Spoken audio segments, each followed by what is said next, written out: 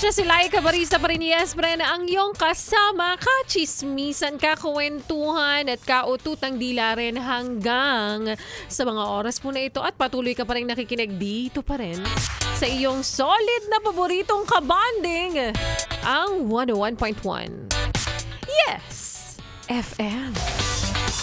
Alam mo na ang gagawin ni Espren, matik na yan. I-message mo na ako sa aking Facebook fanpage na Laika Barista, LYKABARISTA, para sa inyong mga pabate, pa-shout at pasinghal, pasigaw.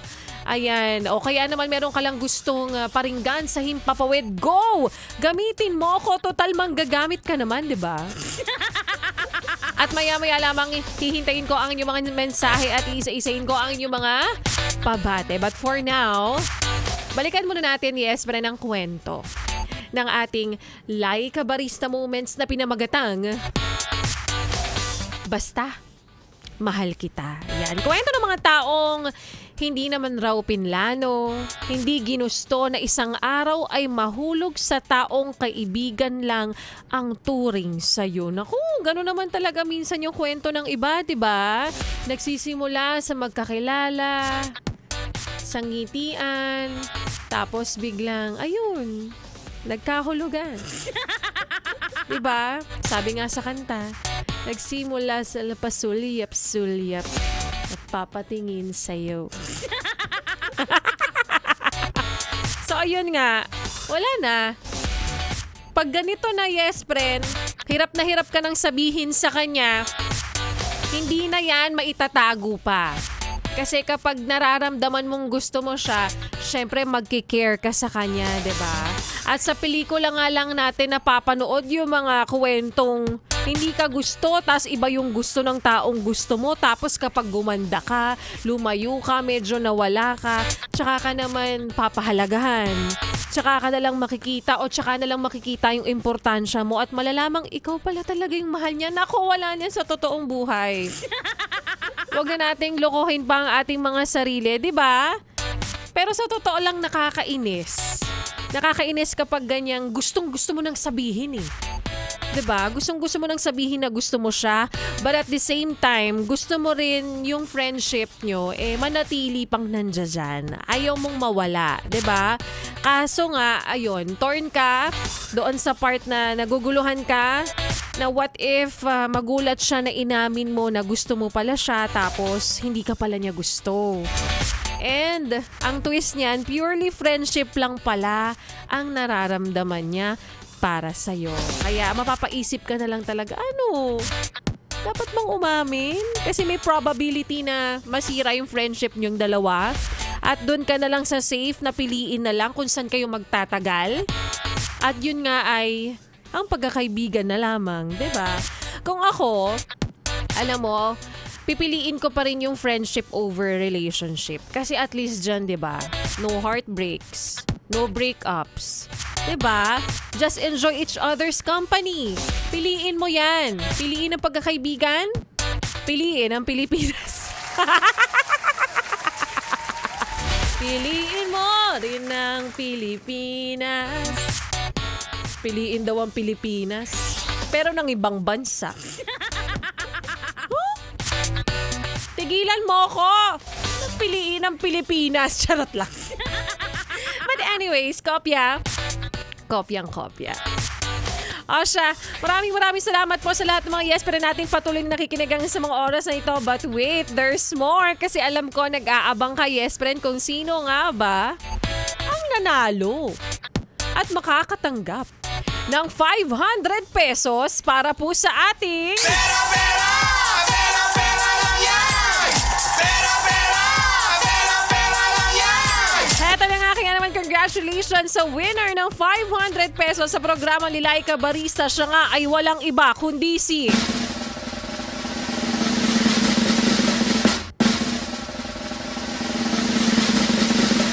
Sa aking pagbabalik, charot. Kaya naman ikaw naman, sakay ka naman kagad na babalik.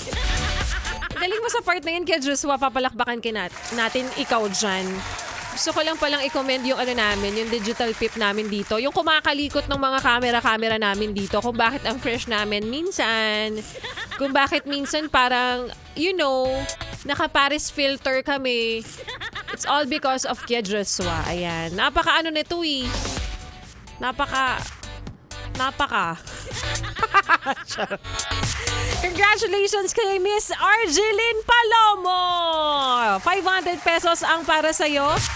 At hintayin mo lamang na mag-reflect kaagad yan sa iyong account in 5, 4. Ay, ganun kabilis.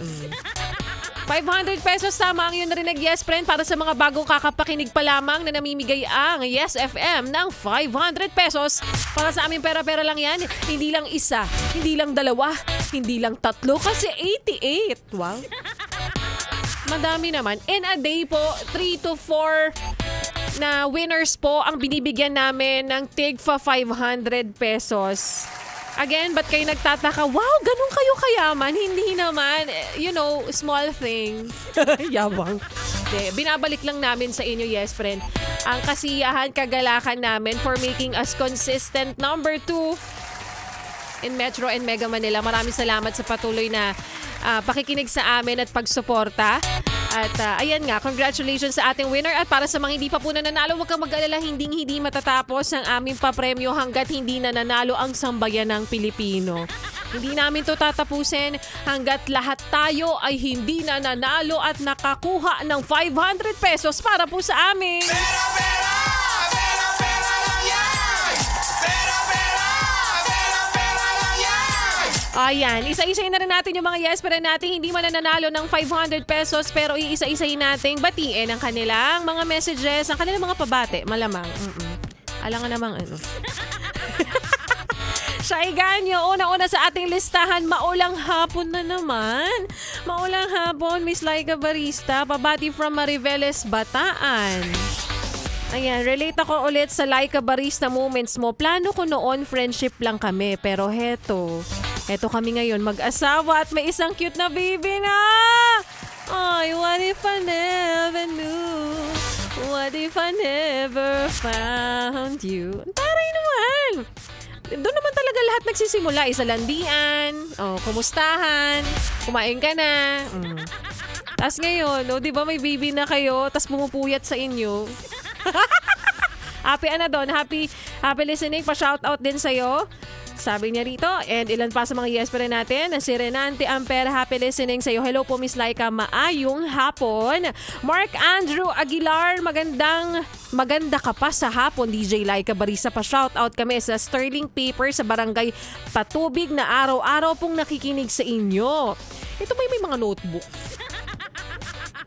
Pati ba naman notebook, gusto mong dumugas, Laika Barista? Sasabihin ko sana, oy, pa-sample naman, walang supply sa opisina.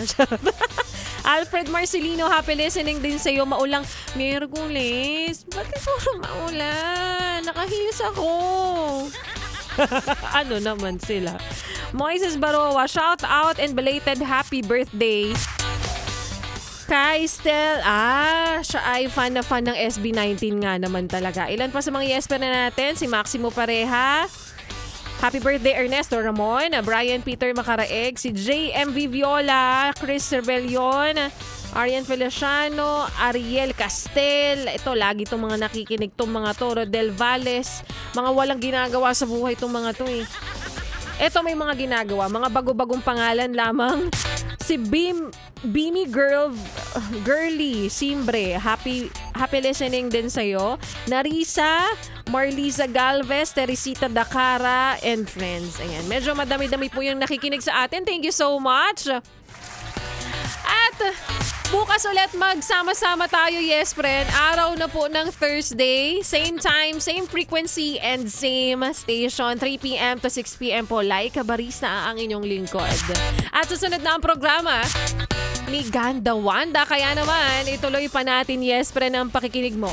Sa mga kantahan ko ngayong hapon, kasama rin ang susunod po nating kanta na para sa'yo, yes friend, hindi alam sa kung paanong paraan o sa paano mo sasabihin sa kanya na paalam na.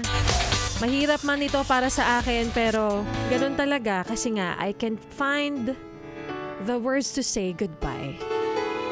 kay David Gates. Dito pa rin sa 101.1. Yes. FM. Can't see.